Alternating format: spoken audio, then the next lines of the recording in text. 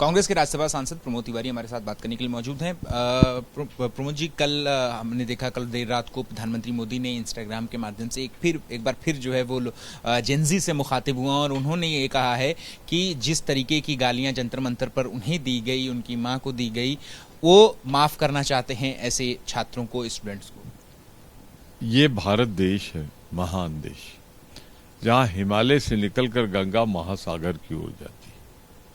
पर मोदी है तो मुमकिन, सब कुछ मुमकिन है। आजकल एक चीज तय हो गई कि मोदी जी को रात में नींद नहीं आती है। जब से ये छात्र आंदोलन शुरू हुआ, वो खुद ही माफ कर रहे हैं सबको। अरे मोदी जी, माफ करने की जगह माफी मांगिए उन नौजवानों से जिनके शरीर में पिलट धंस गई है, जिनके आंख की रोशनी हमेशा के लिए चली गई। उस बेटी से जो जीवन मौत के बीच लड़ रही, उन नौजवानों से जिनके AK-47 से जिन पे फायर हुआ है, लाठियां चली, कील लगी लाठियां चली, और गौतम गांधी के देश का प्रधानमंत्री खुद ही माफी कर रहा है। अरे माफी आपको मांगनी चाहिए।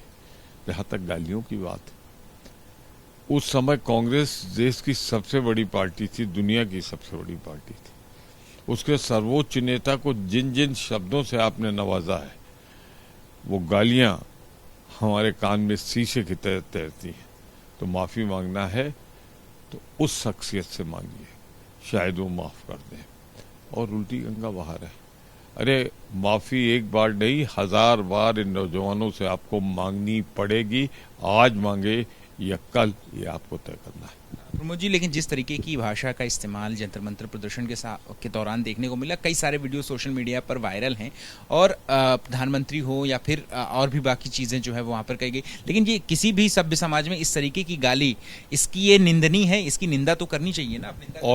और जो पुलिस की लाठियां महिलाओं को अपमानित करते हुए चली, उसके बारे में क्या राय है? जिस तरीके से कील लगी लाठियों से पीटे गए, गिरने के बाद लड़कियों पर जिस तरह बल का प्रयोग हुआ है, मैं तो ये कहूंगा गाली तो हवा में दी गई होगी। जो शरीर में घुसा हुआ छर्रा है वो जवाब मांगता है।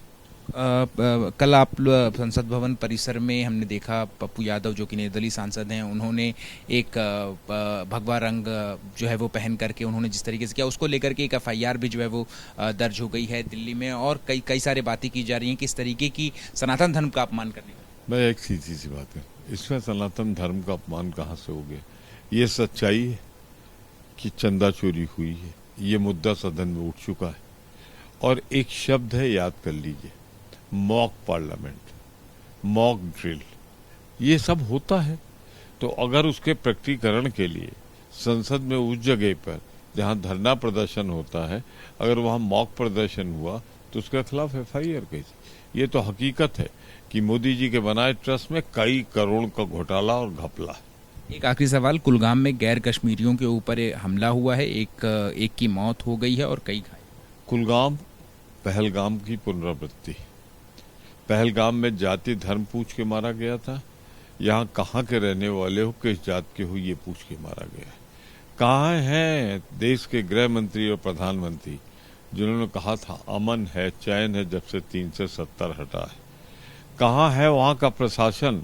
कहाँ सो रहा था जब इनको गोलियां मारी जाती? दोनों की मौत हो गई।